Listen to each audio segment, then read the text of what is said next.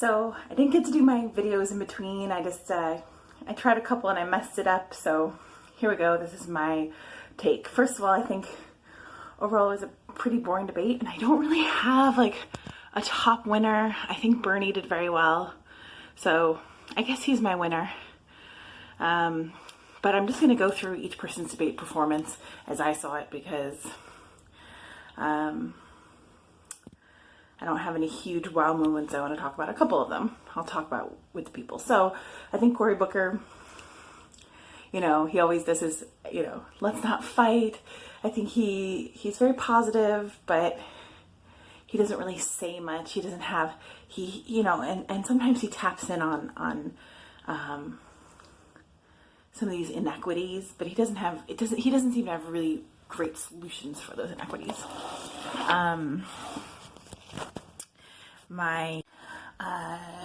So next guy, Tom Steyer. I think Tom Steyer is really interesting. He's got this sort of progressive take, but he's a billionaire who just bought himself into the race. But I also, a lot of people are like, who the hell is that? And, he's got a lot of progressive things, and he is really strong on climate change. He did a good job saying that he is the climate change candidate. This is an emergency. I'll declare a national emergency. I think all that stuff was good. He made a sort of outsider claim too, which seems to be very popular. And it's obviously, was Trump's biggest sort of thing. I'm going to clean it all up. I'm from the outside. I think something about Tom Steyer that's interesting is I don't know that we'd be having an impeachment if it wasn't for Tom Steyer. Tom Steyer put a lot of money into advertising for impeachment. Now that we're having the impeachment and it's going to be during, the election, and these senators have to sit in the impeachment, it seems like it's going to benefit Tom Steyer. So all that is kind of interesting. I have no problem with him. I didn't think he did as well as he did last time. Last time he really spoke right to camera, and that was effective. And this time he was a little more befuddled in a way, but still pretty tight. Who's next on the other side is Tulsi Gabbard. I thought Tulsi Gabbard had her best debate, maybe so far, but certainly since the first one. Everyone loved her debate in the second one where she took down Kamala Harris, but I personally didn't think she had done that well in that debate. Any debate where she was trying to go after someone, I think she kind of failed, because she wasn't talking about who she is. So in this debate, she was talking about who she was. She was talking about, she had a very strong message of regime change war. Then Harris attacked her. So this was, I think, the biggest sort of boom of the debate. There were one or two, but, Harris really went after her and did a lot of sort of baseless smears that people have really accepted, because this group I was in, this Women Vote for Illinois, which, I kind of thought they'd all be for Warren, but I think they were more for Kamala. They seem to have soaked up her attack, but if anything, Tulsi would not be in this debate if it wasn't for Hillary Clinton attacking her. Like, Harris attacking her is only going to be good for Tulsi. And Tulsi's comeback of like, I'm a soldier, I work on these committees, like it's a good comeback. Like, look, if there was something wrong with me, if I was a Russian asset, then, someone would be investigating me. They have a lot of access to do that. So, and wouldn't be she wouldn't have the clearance she does and all these things, and be in the military actively right now. So I thought she really stuck to her message strong. I thought, she and Pete had a little back and forth too, and I thought she stuck that out pretty strong, and she looked poised. She took the attacks well. I thought her ending message was good. And again, she really stuck on the regime change message, which is really her strongest point, and that's, why I supported her in the first place. I was really off her when she went off Medicare for All, but she actually has a Medicare for All plan. It's more like Australia. It's Medicare for All, and then you can buy private insurance on top of it, so it's not the same as a public option. I still think Bernie Sanders' Medicare for All bill, theoretically, like Warren's in the future Medicare for All bill, I think that these are more comprehensive plans that are going to give us more fair coverage for everyone. But it's certainly better than a public option. Okay, so next was Andrew Yang, and I do not feel like Andrew Yang won this one. He had some strong moments. He got asked a question about like Russia, what he would what he would do about, maybe it was about Russian affairs, or what would you do in your first day of office about Russia? That seemed like a pretty hard question, but he, dealt with it with humor, and he, basically said, like, if Russia tries to, undermine our elections, we'll take that as an act of aggression, which I thought was the right answer. And, other than that, he really was going from this point of, he brought up again and again, we need to sort of create a world for our children. And he brought it up in relation to climate change, in relation to UBI, but I don't think he drove the UBI point home. Again, I was in this loud bar and I eventually moved over and was able to hear things better, but I don't feel that he drove his UBI point home the way he had in the past. Like, I didn't feel like he really, stuck with his message, and he brought up things that I think are important about, women working in the home or people working in the home, about kids needing more support and parents needing more support. But, the only solution I really heard from him was UBI, which UBI would be great if we had Medicare for all and we had a true education for all that was fair. Then UBI would really solve all the rest of the problems. But if you don't have those things, then $1,000 a month is not really going to solve them for you. You can't buy private, schools, so your kids don't have to go to, if you live in a poor area, if your kids don't have to go to a bad school, you can't buy, a school without textbooks. You can't buy health insurance for $1,000 a month. So, I'm not sure that his Medicare for All plan is simply a public option like some other people, but he hasn't come out with enough details, but it is alarming that it sounds that way. I hope that his plan is more like what Tulsi Gabbard is talking about, where it's, a Medicare for All system with also a private option. But he has not indicated that it is that. So next down the line is, who was third on the other side? Tulsi. Who was sitting next to Tulsi? Was it Pete? Sorry guys, hold on. So the next one was Klobuchar. Klobuchar, I thought she did really well for being that, she owns her lane. She is center. She spoke strongly on women's rights. She spoke, what I thought was great is she spoke strongly against Saudi Arabia. When Saudi Arabia was brought up, Saudi Arabia is a foreign ally who we really tiptoe around and give a lot of power to. Trump is doing it, but the rest of our presidents have done it too. So, the fact that Biden then came out so strong, like, I've always been against Saudi Arabia. Well, he hasn't been. He was part of an administration that sold weapons to Saudi Arabia.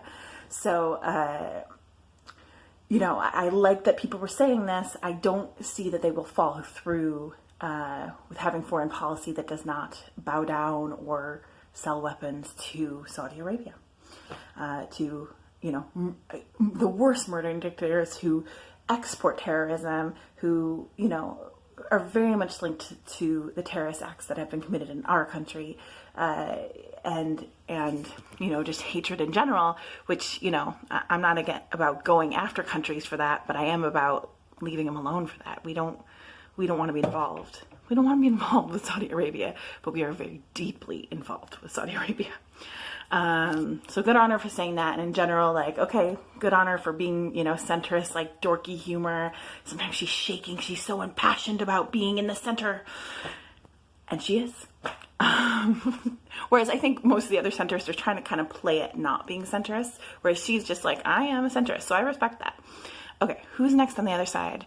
Harris. So this crowd was all for Harris, which I don't really get, which also explains why they were really against Tulsi, because Tulsi took Harris down. I mean, I still think Tulsi did it at the expense of her own campaign, honestly, but she was effective. And I have to say, I like Kamala Harris. I think she's smart and strong and beautiful, like a beautiful soul and a beautiful woman.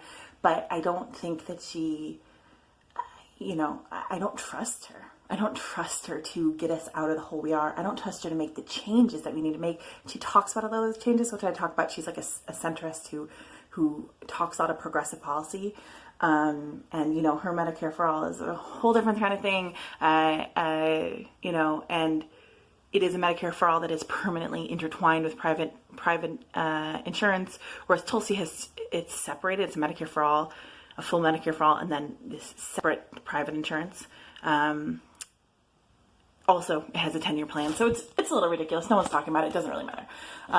Although that is the debate we should be having, right, on healthcare. We should be talking about what kind of Medicare for All we want, or if it's a public option, what kind of public option we want. Instead, we're you know, saying it's all the same thing when it is not. We need to be having these discussions at the very least at an ideological level, and not just pretending like everyone's for the same thing. Except for those radicals who are really for the radical thing. Yeah, so anyway, I have a hard time really paying attention to what she's saying. She talked about, you know, some race things that, you know, they gave her a lot of time to talk about that. I didn't feel like she said, you know, hugely substantive stuff. She did say substantive things about race and, you know, the place of women, where they are and where they should be, and those are true things, but I didn't see her getting us from point A to point B. Okay, so next is Pete Buttigieg. So the last group I was in Portland, they were so for this guy. They were just Pete Buttigieg guys, and you know, he said something in his closing statement about, I'm appealing to the people who are going to be former Republicans, which I thought was smart, and he had some like cutting things that really sounded like Trump to me, like talking about how he's an outsider, had all this experience. When it came to his experience, he's like, well, you don't have to just have experience with Washington, but like he didn't actually talk about the experience he has, and like to come back with a question of like, how are you gonna deal with the fact that you don't have experience? Like, but I have experience. It's like, well, not a lot. So, I mean, I think someone who doesn't have a lot of political or otherwise experience can still be a good candidate, but they can't say that they're experienced if they're not. They can say they've had the life experience to you know, elevate them to a place ideologically, but he's not saying that either. He's saying that his outside of the box, he's going to go take down Washington. You know, he's really speaking a very similar language to Trump, and I wonder if that is poll tested, as he is, you know, known to do that. So I think that goes to show that when we look about Trump, we talk about Trump, and we talk so hatefully about Trump, we are you know, we're alienating people, and we're not looking at the big picture of why people voted for Trump, which is that they wanted change. So Pete Buttigieg is sort of gleaming onto that, but, you know, in somewhat of a disingenuous way. I mean, when he puts out the Douglas plan with, you know, 400 black supporters who aren't all black, it turns out, and certainly didn't all support them. They just didn't opt out of supporting him. You know, he is not genuine. And I don't, you know, I don't see where he's going to go to balance the inequities. I don't see how he's going to bring this country together. He's going to continue this divisiveness that keeps progress from happening. You know, it is not the corporatists that need to meet in the middle. It is the people who want change that need to meet in the middle, and we're doing it. You know, the biggest, you know, the newest poll shows that the top 3 people who get crossover support from Trump voters are Tulsi Gabbard, Andrew Yang, and Bernie Sanders. So, you know, that tells you something, that it's not Pete. Though I do hear a lot about, oh, my Republican friend is going for Pete. So who knows? Clearly he's really popular. Clearly he put a lot of money into being really popular. You know, he scares me a bit because I think he kind of flies under the radar, and he has, you know, I hate this word, identity politics, but he has this identity politics. You know, he is the gay man in the race, and people like him, and he's cute, and he is. And he talks about change, but not in any real way that I can see. Bernie Sanders is next. So I do think Bernie Sanders won this debate. He was super strong on every single answer.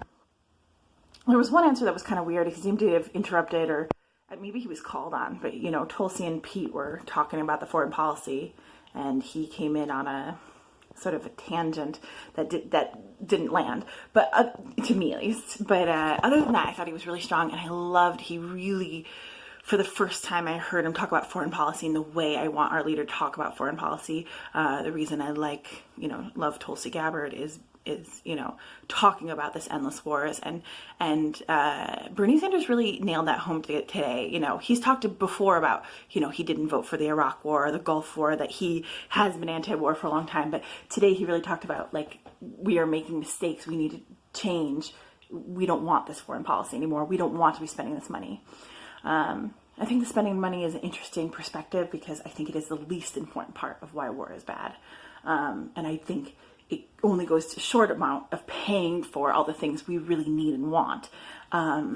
But so when Tulsi makes this money argument, I think she's losing. It's really an ideological argument. It is about the lives we are risking, our soldiers' lives. It's about the people in the other countries' lives we're risking, and it's about the insecurity of the fact that we're going out there punching, and people are punching back at us, and they should. I mean, I'm not saying they should. I don't want them to, but you can't expect them not to when we're going out there punching. Okay. And, he talked a bit on Israel. Okay, so next is Elizabeth Warren. And I'd say she did fairly well. I would not call her a winner. She did not land her answers the same way Biden did. Her explanation, her small, short explanation of her Medicare for All, where they were saying, oh gosh, what about the ACA? You're not supporting the ACA. But it's like, if you've read her Medicare for All plan, 3/4 of it is about supporting the ACA, which to me is a little backward. Yes, saying we need to help people now before we can transition them. I guess that's true, but to say we're going to improve the ACA, we're going to add a public option. I didn't hear a lot about what we're going to put in that public option to make it super good so that everyone wants to move to it. And then everyone's going to want to move to it. And this is going to happen in a very short period of time, that people are going to actually have the experience to want to move to it. I just think that it is convoluted. And, I'm glad she's still saying she's for Medicare for All, like true Medicare for All. And that she's for eliminating private insurance, because I think ultimately that will provide a better system. But I used to trust that she was for it, and after all this rigmarole and the fact that what she's come out with talks much more about the ACA than it talks about Medicare for All, and it just seems complicated. And even the Medicare for All she would do right away, it still would be the Medicare for All we have now, that you have supplemental plans. So, and she still would keep Medicaid, which is and still is the subsidies. So it just seems like her commitment is not for the Medicare for All. And, so that definitely colored me going into the debate, because I was researching that today. But I thought she did fine. I think the fact that she drove home of being about anti-corruption at the end, that was strong. And that basically that's the root of all the evil. If we get rid of the corruption, that everything else will settle through. I think that's true. I think you can't wait to just deal with the corruption when you're talking about, Medicare for All. When you're talking about people going bankrupt, 500,000 people going bankrupt every year. When you're talking about people dying. When you're talking about people being uninsured. When you're talking about the climate, which we have 8 or 9 years to correct. I think, taking the time to go after the fossil fuel company is important, but it is only a component. Okay, so Biden. Oh man, and his whole thing where Harris kept talking about the Obama coalition, and he's like, "Hey, look, I'm Obama," and it was just so tone deaf in terms of like, I don't know. I think clearly the reason he's doing so well is because of his association with Obama. But she was talking about Obama coalition in terms of race. And he was saying, look, I've got the Obama coalition. And it's like, yeah, that's true. But do you really deserve it? I mean, do you just deserve it for saying, like, I have a black friend? I don't know. That seemed tone deaf. But that's just Biden. He doesn't, people point to his age and stuff, but I always say it's not about his age. He was always like this. I remember him during the, 2008 election. I remember everyone saying, oh God, he gassed. Why did Obama pick him? And, you know, he doesn't make any sense. He rambles. He's incoherent. I just don't understand who can support him. But I mean, I think some of that is some polling bias. You know, we poll the old people, and some of that is just, you know, Obama was the good old years, and Biden certainly represents that more than anyone else. So people like him, but yeah, I don't get it. So yeah, so I guess I'm saying that Sanders was definitely the winner of this debate. He definitely had the strongest, consistent answers. I'd say